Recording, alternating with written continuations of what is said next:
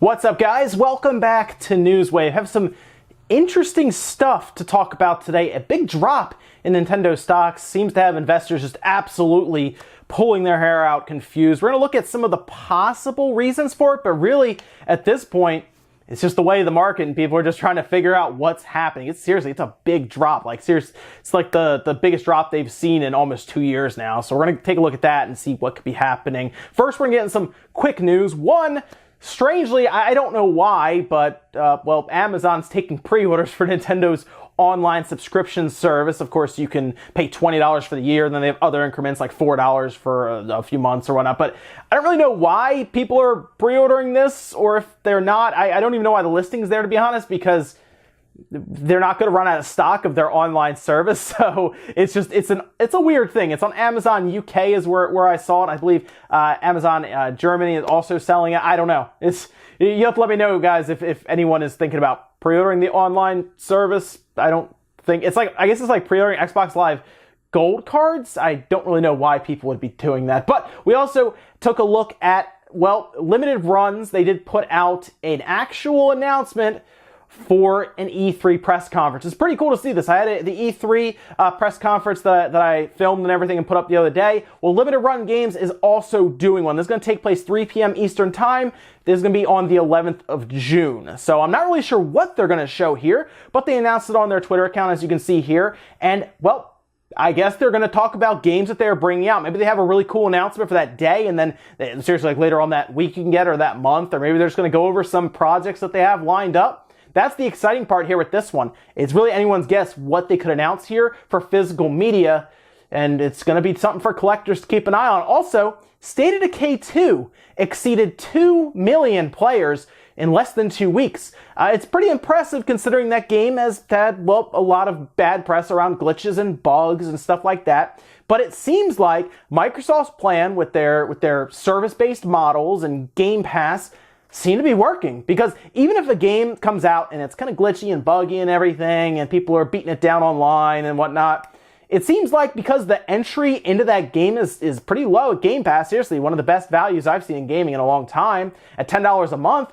yeah, you're probably going to download it and try it, and they're going to count you as a player. Even if you download it, play it for an hour, and get rid of it, they are going to count you as a player in that 2 weeks of time, so it makes everything look a lot better. What are sales? Well, that's probably another story. I'm not sure. But Game Pass almost makes that unnecessary to report, I guess, for them, because they can say they have this many active users, and, if they're selling things like microtransactions to you down the road with other games, then why does it matter if the entry fee was there? I think this is something that a lot of these companies are eventually going to work towards, like EA and other places that do microtransactions, because the more people that they can put those in front of, the more chance they have to, sell those to you. So maybe they'll look into doing that. It also makes me wonder if something like Sea of Thieves and State of Decay 2 can get this massive audience there. What's something like Halo 6 going to do? What's something like a Forza Horizon 4 or a new Gears of War going to get? I think Halo 6 is the one that will pull the biggest audience, but what kind of numbers are we looking at there? Because Halo 5 sold well and had a bunch of people up front, but if all of a sudden you can get the game on Game Pass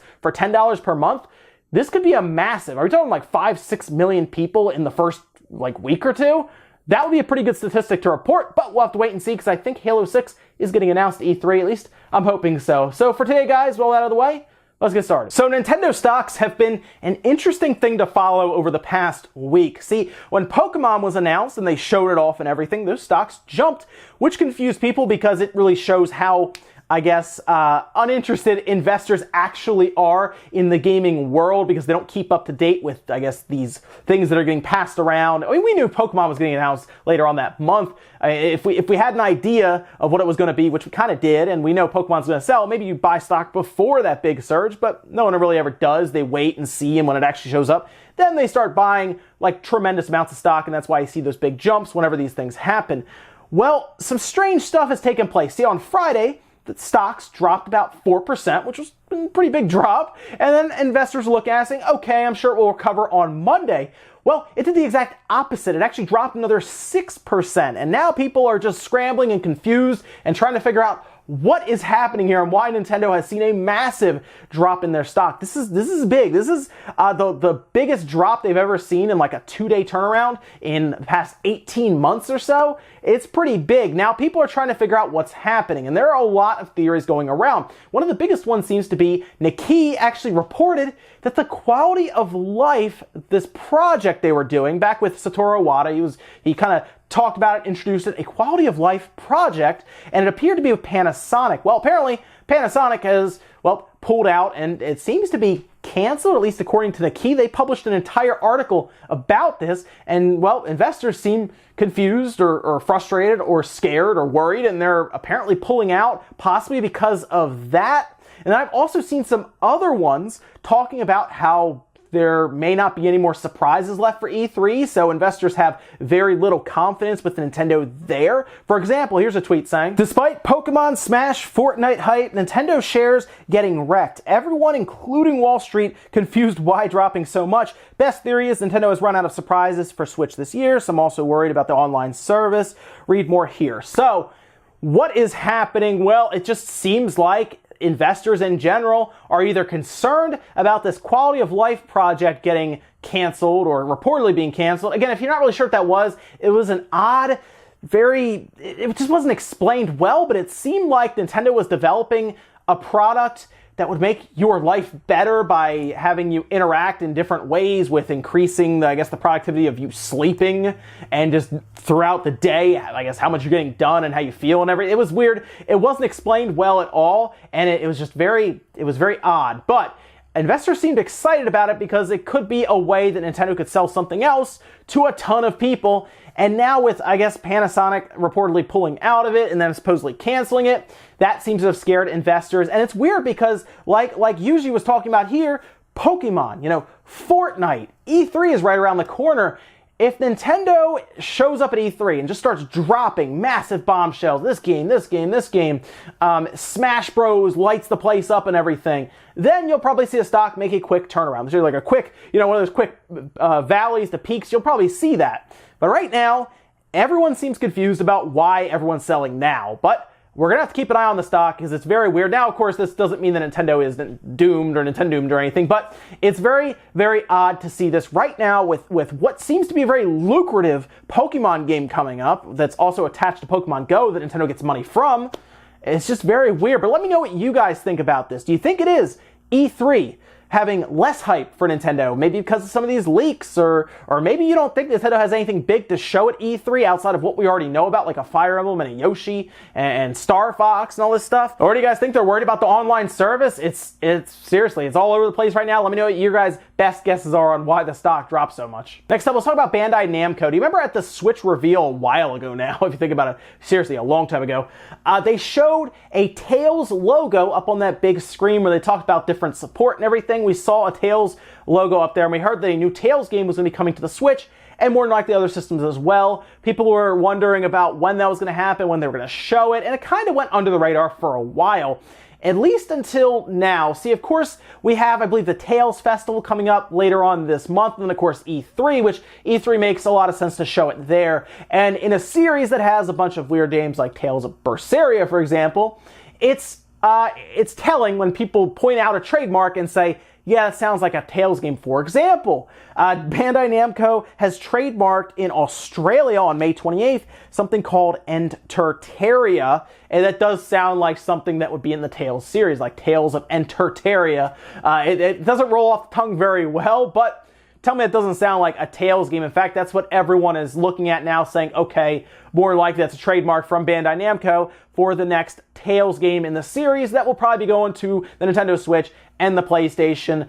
Xbox, I'm not sure, but definitely PC, Switch, and PS4, because, of course, the Switch and PS4 are strong in Japan, and it's strong in the United States, and, of course, PC has been getting pretty much all the Tales games now. But if you're excited about the Tales series, I guess look forward to either E3 or the Tales Festival, because more than likely with trademarks like these, we're probably seeing that game that we heard about a while ago actually show up. Next up, let's talk about the Hitman series. Now, if you've been a fan of the Hitman series, maybe you liked the most recent one that IO Interactive did along with Square Enix, and it was kind of episodic, right? And then they took all the episodes and they put them in a pack and put them out as one, and people actually bought into that a lot and liked it. I believe you could even do like the first episode for a while for free or something to try it out, and it was Hitman. People liked it, people were excited for it, people played it and bought it, but there was a slight issue. See, IO Interactive and Square had this interesting conflict where Square didn't make a lot of money off of it. They didn't seem super interested in the IP anymore, but IO Interactive wanted to keep it. In fact, IO actually managed to get the IP from them, and then WB Interactive comes in and wants to publish it, and, well, they tease something on the Hitman Twitter account where they show a video and it says access denied till June 7th, but it says Agent 47, which is from Hitman, of course. So we're all looking forward to June 7th, and then wouldn't you know it, they can't keep it under wraps. On WB Interactive's website, people found a Hitman 2 logo, and then it disappears off there after it makes the round. So yes, it looks like if you're a fan of the Hitman series, which I did like the newer Hitman that came out, I wish it wasn't episodic, but they kind of remedied that when they released the pack afterwards that had everything in it. I like the older Hitmans where it was just one full game, you get it, and that's it. But I do know people like the episodic stuff as well. But I'm going to be curious if this is, I guess, their next season, or if this is going to be just a Hitman 2. I'm not sure, because it may have been Square that wanted the episodic stuff, and maybe IO doesn't. But with a new publisher in WB, and then you have IO Interactive that actually owns, I guess, the IP now, and they're technically an indie developer, they can kind of do what they want now, I guess. They can make it episodic. Maybe that worked for them, or maybe they just want to put it all into one, and that's why they're calling it, I guess, just Hitman 2. Either way, look forward to Thursday. I guess that's the 7th, because more likely we're going to see Hitman. Next up, let's talk about one other game that you can probably look forward to seeing at E3, and that's Devil May Cry 5. We've talked about this for weeks now, right? Where we've kind of figured that it's showing up. There was even a rumor that it was pulled from one of PlayStation's shows, I guess PlayStation Experience, and they wanted to put it on E3.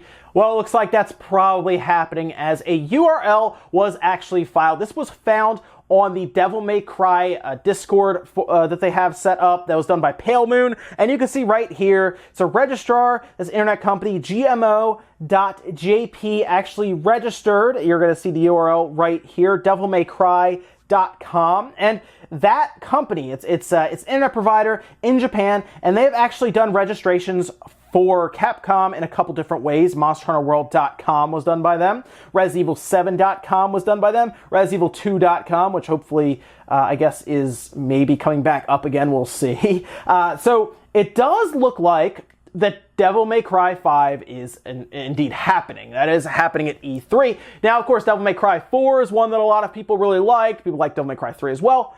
The last one, DMC, was hit or miss. I think that was done by Ninja Theory. It was like half the frame rate that they're used to with a fast-paced action game like that. You want 60 frames, you want it to be clean and everything, and that one wasn't as much. But it ran better. I know when it came to PC, people were okay with it, but console gamers were a little annoyed by it. However, they really liked Devil May Cry 4. That's great. I like 3. I didn't play as much of 4, but I am interested in 5 because, well, it's Devil May Cry and it's probably getting done correctly this time. So we're going to see how that goes over. But if you're a Devil May Cry fan, look forward to Devil May Cry 5. Just something else we can chalk up, I guess, to possibly, I guess that would be Sony's, right? That would be something that Capcom would probably show up at Sony's press conference and do. Of course, Sony's doing more of a trailer after trailer, deep dive type thing. So maybe they throw that in there.